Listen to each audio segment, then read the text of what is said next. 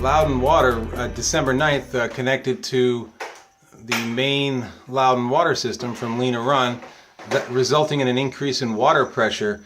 And these are some cheap plastic fittings that were put in my basement some years ago. All of a sudden, I noticed a leak, and I went to inspect, and before I could even, it's coming from one of these, the hot plastic shutoff valve here, and before I could even turn the thing, it just fell off in my hand.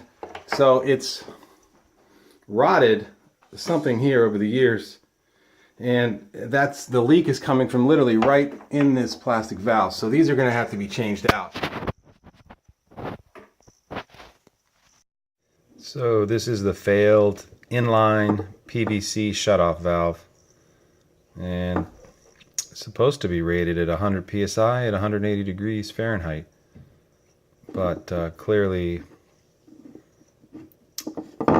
it's failed after 8 years or so. It's supposed to, the thing just internally just broke, just cracked for whatever reason. I think the water pressure increase might have caused something here.